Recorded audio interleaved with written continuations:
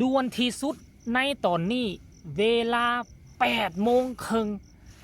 ผู้ประสบภัยรายแรกได้ออกมาสูบอากาศนอกถ้ำภายใต้การตบมือต้อนรับการออกมาในระยะเวลาเกือบ10 วันท่านผู้ชมแสดงความยินดีกับทีมกู้ภัยลาวไทยเฮ็ดได้แล้วสบายดี FC แฟนคลับทุกทานกันแล้วกันมาพบมาพ่อกันคลิปนี้ซึ่งเป็นเรื่องที่พวกเฮาชาวไทยและก็ชาวลาวปลื้มปิติยินดีซึ่งทีมกู้ภัยไทยลาวสามารถสร้างประวัติศาสตร์ขึ้นมาได้แล้วด้วยมือของไอ้น้องลาวไทยซึ่งก่อนหน้านี้มีแต่คำดูหมิ่นดูถูกมีแต่คำสมประมาทหลายคนหลายท่านบ่ไว้เนื้อเชื่อใจบอกว่ามันถ้ำคับแคบขนาดนี้เข้าไปก็สิมีแต่พากันไปดับตามกันไปว่าซั่นเด้บ่อยากให้ทีมกู้ภัยเข้าไปตื่มบ่อยากให้มันเกิดการเสียหายความเสียหายเพิ่มขึ้นแต่ว่าด้วยจิตใจเหนียวแน่นแล้วก็ร่วมไม้ร่วมมือระหว่างกู้ภัยลาวไทยมันจึงก่อให้เกิดปาฏิหาริย์โตนี้ขึ้นมาท่านผู้ชมตั้งแต่ตอนเช้าทีมงานกู้ภัยลาวไทยก็พากันเกียมฝึกซ้อมบ่ว่าจะเป็นการเคลื่อนย้ายการลากการดึงและวิธีการที่จะเอาคนออกนั่นก็โดยตัดสินใจใส่ปั๊มน้ำดูดเพื่อให้น้ำลดระดับเพดานของโพรงของหูเนาะหลังจากนั้นก็เอาเปไปใส่โดยมัดคนเนาะมัดผู้ประสบภัยนั่นบ่ให้หนิงบ่ให้ติงหมายความว่ายืนเป็นนอนซื่อๆแบบนี้แหละแล้วมัดห่อไว้หมายความว่าติงบ่ได้เลยมีแต่กู้ภัยจะเป็นผู้พาออกมาเนาะถึงแม้ว่าครั้งนี้เป็นวิดีโอสั้นๆเฮายังบ่ทันได้เห็นขั้นตอนที่กระเจ้านำดำน้ำออกมาหลังจากนั้นแล้วก็มายกใส่เส้นทางแคบๆแล้วผู้ใดเป็นผู้ดึงออกมาผู้ใดเป็นผู้ลากออกมายังจะมีอีกคลิปหนึ่งท่านผู้ชมซึ่งเป็นคลิปคนอยู่ในถ้ำแต่เขายังบ่ทันเปิดเผยเถื่ออาจจะเป็นตอนเด็กหรืออาจจะเป็นตอนอื่นแต่ว่าข้อมูลข่าวสารคลิปวิดีโอที่ค่อยสามารถนำมาให้พี่ๆน้องๆบ่ว่าจะอยู่ไทยอยู่ลาวได้เห็นก็คือเป็นคลิปวิดีโอสั้นๆความยาวประมาณ2 นาทีซึ่งถึกถ่ายจากด้านนอกถ้ำซึ่งเป็นทีมงานหนึ่งในหั่นแหละท่านผู้ชมถ่ายจากนอกถ้ำเวลาที่เขาจะเอามาฮอดใกล้จะฮอดปากถ้ำแล้วต้องแก้เสือกออกต้องไม้แล้วออกจากเปหลังจากนั้นก็พากันพยุงเล้าขึ้นมาก็ได้ยินเสียงเล้าห้องเป็นจังหวะห้องเอิกเป็นจังหวะค่อยเชื่อว่าน่าจะตีนแล้วนี่น่าจะไปเหยียบถึกหินคมแล้วก็ห้องเป็นจังหวะจนโผล่ขึ้นปากถ้ำแล้วก็เอาฟอยล์ไปหุ้มใส่ให้ได้รับความอบอุ่น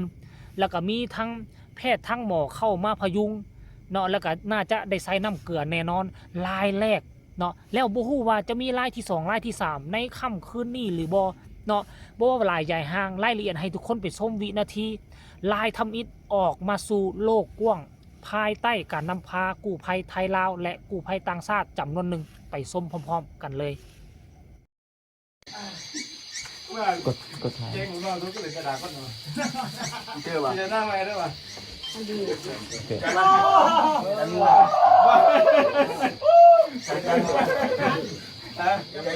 ใจเย็นเสียหัวแล้วเนี่ยจะรู้ไหม35มันเป็นอะไรนั่นกันผู้ดีสั่งโอ้ยสวัสดีค่ะเก่งจังเลยตบมือเขาหน่อยค่อยมาไอ้มาไหนบ้างค่อยหายใจช้ารีช้าไม่ต้องรีถึงแล้วมาเอามือมาจับมือผมอยู่เทียบกันค่อยมาเก่งจับตรงข้อมือเก่งมือเขาเปื่อย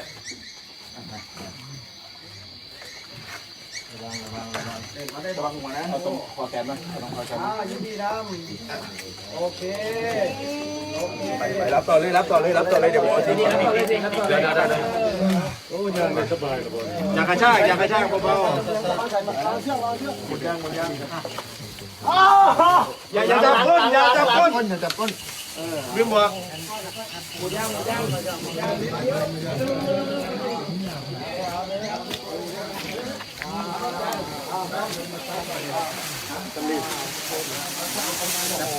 เย็นเครื่องเย็นเครื่อง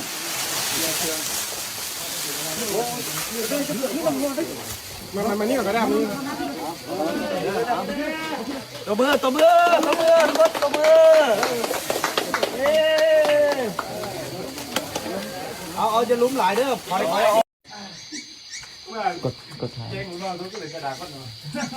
มีกู้ภัยมาหลายๆถือว่าเขาอกใจลูกเอ้ยบ่ตายแล้วหดพ่อหดแม่แล้ว ตัวแกเย็นตอนนี้ ทีนี้มีสติพยานแล้วตายหันน่ะตั้งอกตั้งใจอะไรลูกหลานเอ้ยลูกพี่อะไรนี่น่ะโอเคเนาะ โอเค ขอเวลาแจ้งนะนี่เด้อฟองก็พอครับ เห็นบ่ทุกคนหมายคำว่าบ่เหนือความคาดหมายบ่เหนือความคาดหมายเลยคันถ้าหากว่าอุปสรรคมันจะยิ่งใหญ่ขนาดใดถ้าหากว่ากู้ภัยลาวไทยร่วมไม้ร่วมมือกันแบบนี้ค่อยเชื่อว่าบ่มีอุปสรรคใดที่จะรอดมือกู้ภัยลาวไทยไปได้ซึ่งไอ้เก่งกาจเราเคยมาช่วยลาวตั้งแต่เขื่อนแตกตอนนั้นงานแรกเลยคันสิเว้างานที่สองมากะเฮือข้ามฟากนักเรียนล่มอยู่ที่ปากกระยุงน้ำงืมตัวนั้นก็เป็นลาวจนมาช่วยกอบกู้เอาเกือบหมดทุกคนเลยหมดทุกคนบางคนนี่บ่มีชีวิตแล้วก็กอบกู้เอาห่างมาได้เนาะแล้วลายนี่น่าจะเป็นลายที่3ความจริงมันมีเรามาหลายครั้งแหละเป็นลายเล็กลายน้อยลายเล็กลายน้อยแต่ว่าลายใหญ่ๆก็คือนี่แหละเขื่อนแตกแพน้ำงืมจมน้ำแล้วกลับมาตัวนี้นี่ทานผู้ชม FC แฟนคลับซึ่งเป็นเรื่องที่น่ายินดีและค่อยเชื่อว่าเนาะประวัติศาสตร์ลาวคงจะจ่าลึกเอาไว้แน่นอนคงจะจ่าลึกเอาไว้ครูบาอาจารย์อยู่ทั้งห้องเฮียนก็คงจะชื่อนามเนาะเวลาไปสอนให้ลูกศิษย์ของตนเองให้จื้อหน้าจำตาเอาไว้ว่าพวกเขาเคยสร้างประวัติศาสตร์นี่ขึ้นมาร่วมกันเนาะท่านผู้ชมแต่ว่าบ่เห็นญาติพี่น้องของผู้ประสบภัย